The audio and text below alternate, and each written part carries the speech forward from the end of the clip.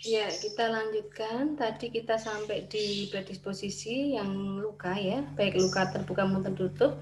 Kita sudah bahas yang luka di epis laserasia. Kemudian sudah sampai ke SC ya. Ini juga kita sudah sampai ke inversio uteri. Tadi penyebabnya kalau penegangan tali pusatnya sistemnya kita tarik. Yang harusnya nggak ditarik, harusnya ditegangkan ya.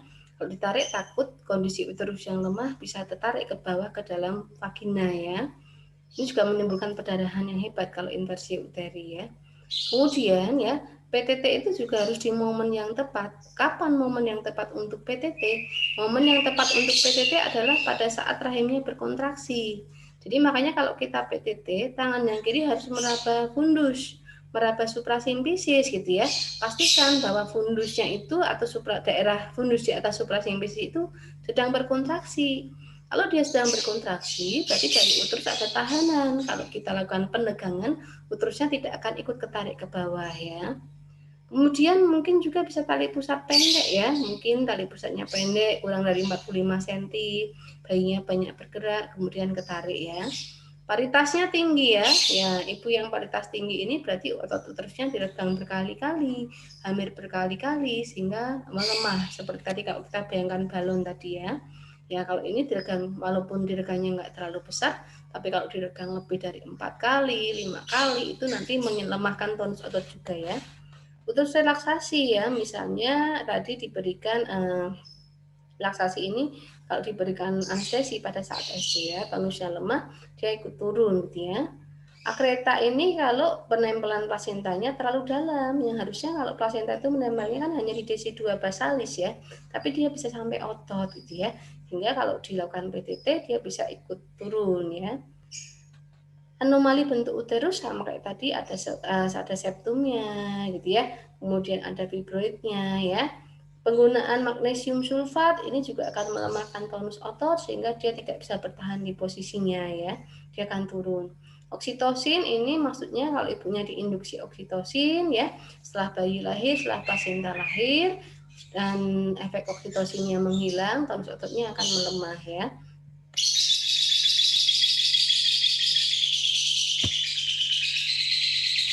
Ya, kemudian ada tisu ya. Tisu ini berarti ada yang tertinggal, bisa selaput ketuban ya, sebagian plasenta atau bisa juga ada plasenta yang bentuknya tidak normal ya. Ya, ada plasenta ini kayak Saxenturiata ini ternyata dia punya dua lobus. Kalau plasenta kan biasanya hanya satu lingkaran ya. Ini dua lingkaran, tali pusatnya dia bercabang ya. Ya, ada cabang kecil dari lobus yang utama ya. Plasenta abnormal yang lain misalnya bilobata. Kalau bilobata ini tali pusatnya dia dari bercabangnya sudah dari tali pusat ya. Tali pusat yang bercabang ini punya dua lobus kanan dan kiri ya. Ini macam-macam penyebabnya ya. Ini bisa karena plasenta lahir tidak lengkap ya. Mungkin kita misalnya pas mengeluarkan ada plasentanya terlambat lahir, tangan kita masuk, kita manual plasenta, tarik manualnya tidak hati-hati, tidak memeriksa dengan teliti apakah sudah lepas semua atau belum ya. Ternyata kalau ketinggalan nanti jaringan tertinggal itu menyebabkan perdarahan ya. Akreta tadi penanaman terlalu dalam ya, susah keluar ya, susah lepas ya. Bedah uterus ya, ini hati-hati pada ibu yang punya riwayat SC, riwayat kuretase gitu ya. Itu berarti kalau di SC atau di kan meninggalkan bekas luka atau jaringan parut ya. Ya tentu saja kalau ada jaringan parutnya itu DC2 basalisnya susah untuk diimplantasi. Hasil konsepsi akan mengimplantaskan diri lebih dalam ya, sehingga terjadilah nanti plasenta akreta ini ya, sehingga lahirnya akan susah plasentanya ya. Paritas tinggi ini juga tadi ya, paritas tinggi sama dengan SC ya, paritas tinggi sama dengan SC gitu ya. Ya, kalau paritas yang tinggi sama dengan SC karena banyak bekas luka implantasi plasenta ya, ada jaringan parut ya. Ya. Sekarang yang trombosis ya, gangguan pembekuan darah ya. Intinya kalau gangguan pembekuan darah adalah ibunya kehabisan faktor pembekuan darah ya, tidak mempunyai faktor pembekuan darah yang cukup ya. Biasanya karena ada kelainan faktor, dia kekurangan beberapa faktor ya. Biasanya juga karena dia ada penyakit ini, misalnya dia mengalami Idiopatik trombositopenik purpura, atau kita sebut juga ini bagian dari autoimun ya. Jadi antibodinya justru menyerang trombositnya. Padahal trombosit ini adalah sel darah yang dalam sel darah itu melekat faktor pembekuan darah ya. Ini kita lihat juga ada penyakit von Willebrand ya. Ini defisiensi faktor ke-8, hemofilia juga dia 8 dan 10 ya. Kemudian kalau orang preeklamsi ternyata trombositnya itu pada tidak menyebar dengan baik di seluruh tubuh ya. Dia menempel pada endotel yang rusak ya, karena orang preeklamsi itu pembuluh darahnya rusak. Endotel itu ada di dalam dinding pembuluh darah. Jadi pada orang preeklamsi endotelnya rusak sehingga trombositnya tidak bisa dialirkan dengan baik ya. Numpuk-numpuk di satu tempat yang berarti suplai trombosit ke jaringan-jaringan itu kurang. Yang berarti suplai faktor pembekuan darah yang tadi kita katakan dia melekat di dalam sel darah, di dalam trombosit itu juga distribusinya akan tidak sesuai ya, tidak pas, tidak sesuai dengan yang dibutuhkan ya. Ini ya, ini kita lihat.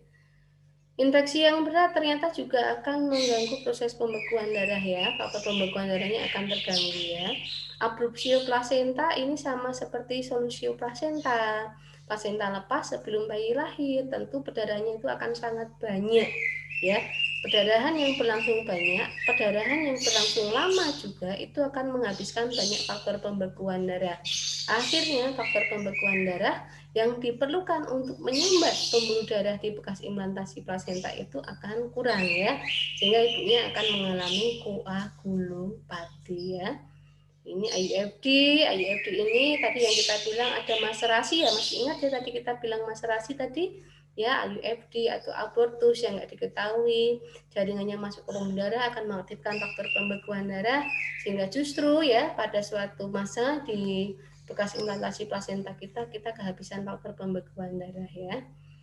Kolaps akut atau shock misalnya kita ibunya shocknya tidak harus selalu shock perdarahan ya, mungkin kalau shocknya bisa shock neurogenik, shock kesakitan. Itu kalau shock terlalu kesakitan maka sirkulasi darah ke semua organ tubuh akan terganggu ya, termasuk sirkulasi yang menuju ke tempat implantasi plasenta. Dia akan kekurangan faktor pembekuan darah, kekurangan suplai ya, kekurangan suplai sel darah juga kekurangan suplai faktor pembekuan darah ya.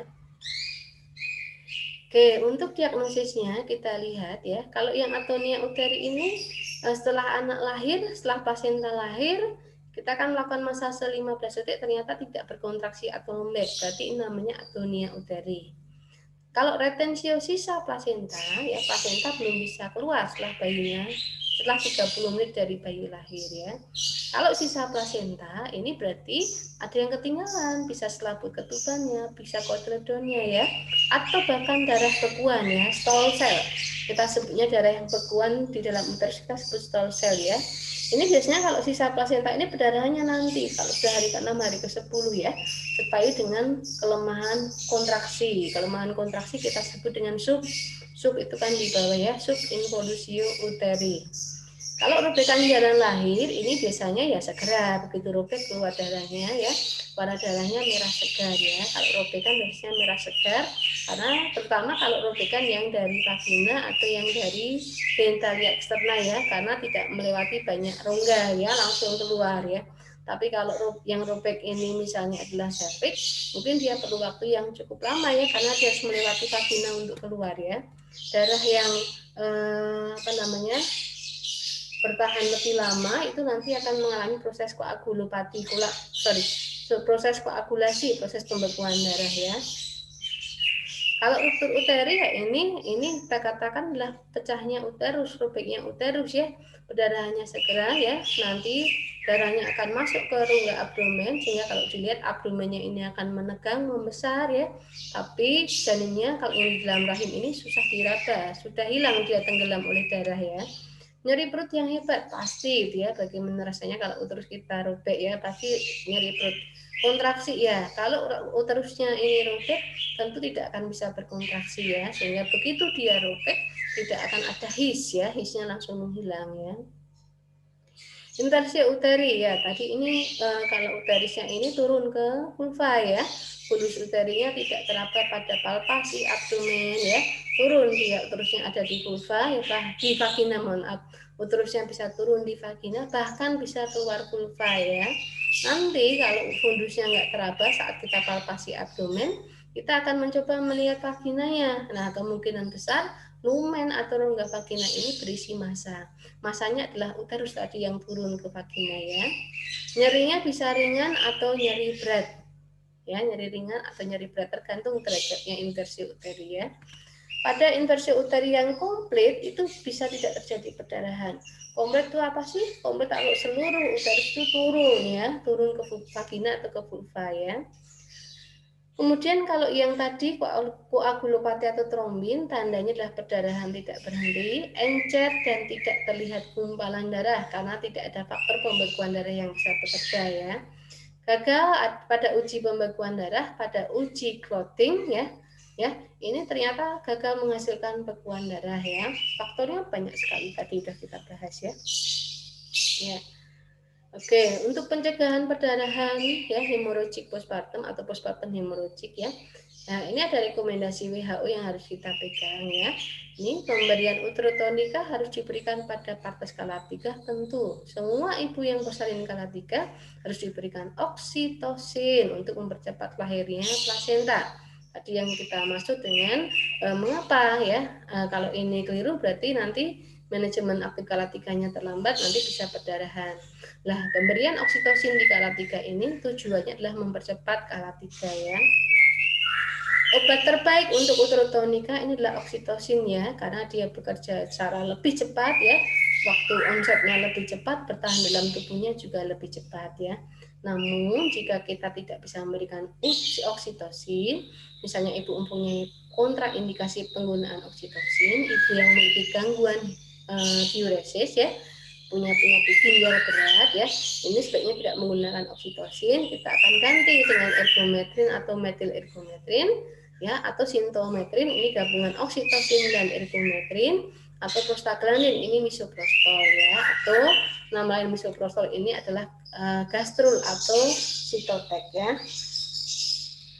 Oke, jadi oksitosin kita sebut sebagai drug of choice ya, obat pilihan utama ya. Kemudian pemotongan tali pusat harus dilakukan dalam 1-3 menit setelah kelahiran bayi ya. 1-3 menit ya. Kita begitu bayi lahir ya, kita akan cek uterusnya, palpasi ada janin kedua apa enggak. Kemudian kita suntikkan oksitosin, kemudian baru kita potong tali pusat ya. Artinya 1-3 menit inilah waktu yang diperlukan dari bayi lahir sampai penyuntikan oksitosin ya. Ini kita punya keuntungan ya, karena kalau 1 menit dia kalau tidak langsung dipotong, berarti dalam 1-3 menit ini masih ada kontak antara ibu dengan janin melalui tali pusat ya.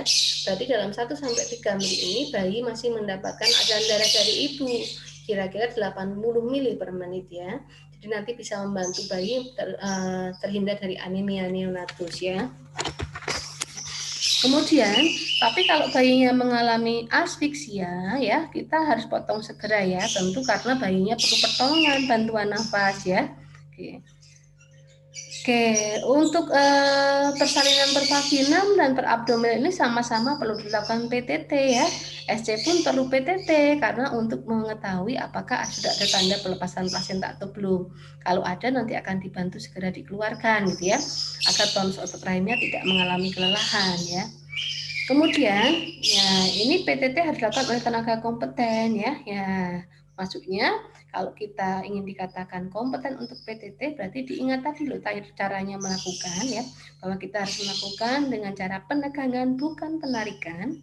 Kemudian kita juga melakukan PTT dengan jangan lupa meraba fundusnya untuk memastikan pada saat kita PTT ini memang rahimnya sedang berkontraksi, sehingga pada saat kita tegangkan rahimnya tidak akan ikut turun ya, tidak terjadi inversio uteri ya. Kemudian kalau sudah disuntikkan oksitosin di manajemen aktif kala 3, tidak perlu dibantu dengan masase ya. Ini memberikan rasa tidak nyaman ya. Kemudian ini juga takut kita nanti terjadi namanya hourglass constriction ya. Justru plasenta yang sudah lepas dari uterus ini akan tertahan di segmen bawah rahim ya, sehingga dia tidak bisa turun ke vagina ya, sehingga plasentanya tidak bisa lahir ya. Jadi jangan masase sebelum bayi dan plasenta lahir ya. Kalau mau pijet-pijet boleh, ke punggung boleh, ke paha boleh, gitu ya, ke bahu boleh, gitu ya, tapi jangan melakukan masase pada daerah uterus sebelum bayi dan plasentanya lahir ya. Oke. Jangan lupa nanti setelah plasenta lahir itu secara fisiologis rahim akan berhenti berkontraksi. Dan setelah plasenta lahir tugas kita adalah mengembalikan kontraksi dengan cara memasase secara sirkuler melingkar ke arah jarum jam selama 15 detik. Ya, harapannya dengan di masase itu kontraksinya akan kembali, tidak terjadi atonia uteri. Namun kalau masase kita tidak bisa mengembalikan kontraksi, maka kita katakan ibunya mengalami perdarahan karena atonia uteri ya. Oke, ini saya rasa ada beberapa hal yang sama. Oke. Cairan, kalau jangan lupa ya, kalau kita menemukan pasien perdarahan, cairan yang harus dimasukkan adalah cairan kristaloid ya. Kristaloid berarti cairan dengan molekul yang sangat kecil, bisa menembus berbagai membran ya, bisa masuk ke pembuluh darah, bisa masuk ke dalam sel intrasel, bisa masuk ke ruang di luar sel ekstraseluler ya, karena orang perdarahan darah yang keluar bukan hanya dari pembuluh darah tapi dari semua jenis jaringan tubuh ya, maka kita perlu cairan yang lincah untuk bisa masuk kemana-mana ya. Kristaloid ini juga ion kandungannya ini sesuai dengan ion yang diperlukan oleh tubuh ya. Kemudian asam tranexamik ya, asam tranexamik atau asam tranexamat ini apa sih? Ini dipergunakan jika kita misalnya perdarahannya lama, ultratonikanya nggak berhasil ya. Kenapa? Fungsi asam tranexamik ini akan mengaktifkan sisa-sisa faktor pembekuan darah yang tersisa gitu ya. Kalau perdarahan banyak kan faktor pembekuan darahnya tinggal sedikit, maka harus dibantu untuk menguatkan, mengaktifkan ya. Itulah fungsi asam tranexamat ya. Kemudian siapa yang pernah dengar tentang kondom kateter ya? Kondom kateter adalah pemasangan kondom ya. Kateter yang dimasukkan ke kondom nanti akan diisi air ya sebanyak ukuran rahim kira-kira 300 sampai 500 cc.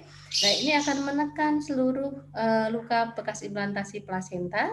Kalau pembuluh tertekan, arterinya tertekan, maka tidak akan terjadi perdarahan ya.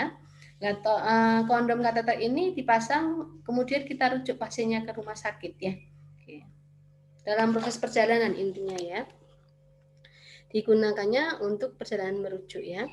Kemudian kita ada istilah kompresi bimanual interna dan eksterna. Ini adalah upaya menekan rahim, menekan uterus ya, untuk mengembalikan kontraksi pada kasus atonia uteri. Namun kalau kompresi, kalau kondom kateter, kalau uterotonikanya semua gagal, tentu harus dilakukan tindakan bedah. Tindakan bedahnya bisa ligasi arteri uterina, bisa juga histerektomi parsial, bisa juga histerektomi total ya. Kalau ada atonia uteri, kita memasukkan kasa sebanyak mungkin ke dalam rahim, tujuannya untuk menekan, tapi ternyata tidak efektif karena darahnya akan terserap ke dalam kasa. Justru akan sangat membahayakan pasien karena darah yang terserap ke dalam kasa tadi berarti tidak bisa keluar dari uterus ya. Kita tidak bisa melihat jumlah perdarahannya. Tahu-tahu pasiennya sudah jatuh ya, sudah jatuh dalam kondisi shock ya. Kemudian kalau kasanya ada di dalam uterus tadi itu juga nanti akan banyak darah yang menempel menjadi media perkembangbiakan bakteri, justru menyebabkan resiko tinggi untuk infeksi ya. Nah ini tentunya di aspek persalinan kalian sudah diajarkan juga ya, kalau pasenta sudah disuntik oksitosin yang kedua ya, tapi tidak bisa lahir maka kita lakukan manual plasenta, dikeluarkan menggunakan tangan kita masuk ya. Oke. Ergometrin dan prostaglandin hati-hati, jangan disuntikkan sebelum plasenta lahir ya, karena akan menyebabkan kontraksi yang terlalu kuat tetania uteri ya. Bahaya ya, nanti bisa ruptur uteri ya. Jika plasenta tetap tidak lahir setelah diberikan oksitosin, nah ini tadi kita manual plasenta, jangan lupa ibunya disuntik atau diminumin antibiotika, bisa ampicillin atau jenis cephalosporin ya. Kemudian penata laksanaan umum perdarahan, kita panggil bantuan tim, minta tolong Mbak bantu saya ada kasus perdarahan ya, berbagi tugas Mbak, tolong kamu pasang oksigen, pasang infus, saya lakukan kompresi ya, tolong yang ambulan siap-siap seandainya pertolongan kita nanti gagal ya. Oke. Kemudian ingat selalu yang pertama dinilai CAP-nya ya, bagaimana kesadarannya ya, apakah dia komposmentis, apakah sudah koma dan sebagainya. Ingat ini kembali ke tanda hemodinamika tadi ya. Jika ada tanda-tanda shock, CAP-nya jelek, maka lakukan penatasan shock ya. Cairannya banyak, oksigennya banyak, atur posisi ya supaya dia jalan napasnya nggak terganggu ya.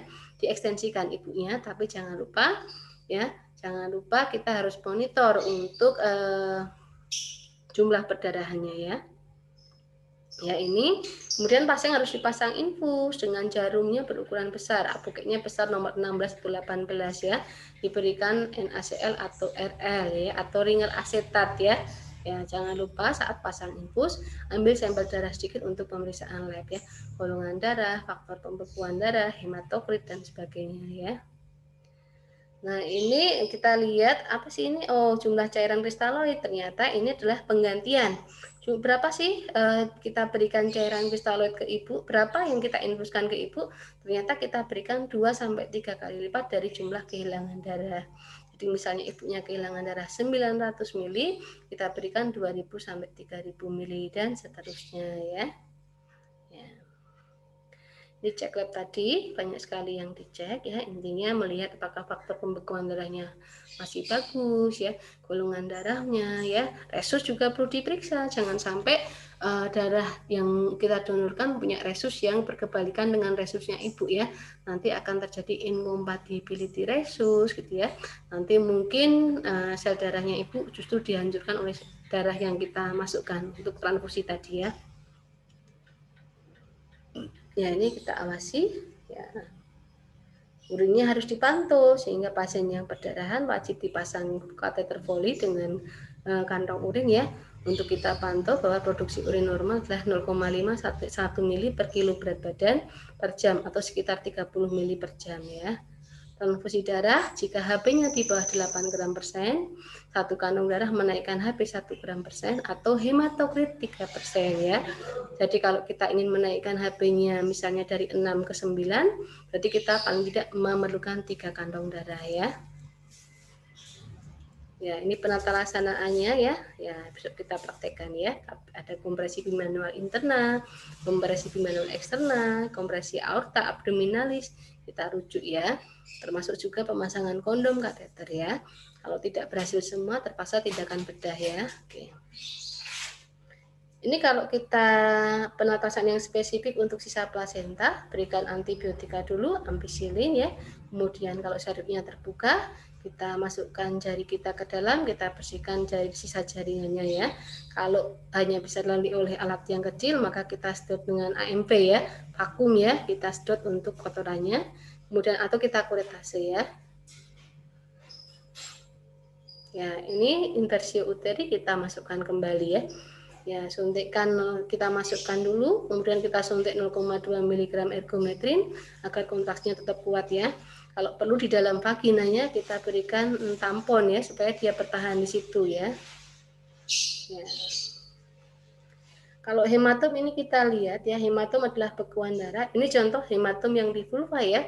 Ini pecahnya pembuluh darah tapi tidak keluar dari kulit darahnya ya. Ini kapan diinsisi? Kalau ternyata hematomnya membesar secara progresif. Progresif itu maju gitu ya. Artinya sekarang setengah, besok 1 cm, besoknya 1, berarti itu adalah progresif. Atau tidak progresif tapi sudah mencapai 2 cm. Nah, hematom ini berbahaya ya, karena kantong hematom yang terbantu ini bisa menyebabkan banyak darah yang masuk ke situ ya, sehingga tidak ada perdarahan keluar, tapi karena darahnya masuk ke kantong itu juga menyebabkan ibunya anemia berat ya. Intervensi perawatan untuk hematom kita kompres es untuk mengurangi nyeri dan bengkak ya. Kemudian observasi perluasannya ya. Ya, demikian penjelasan untuk perdarahan postpartum ya. Semoga mudah dipahami ya. Kita nanti kalau ada pertanyaan bisa ditanyakan lewat grup Nifas tadi ya, atau mau Jabri juga boleh ya.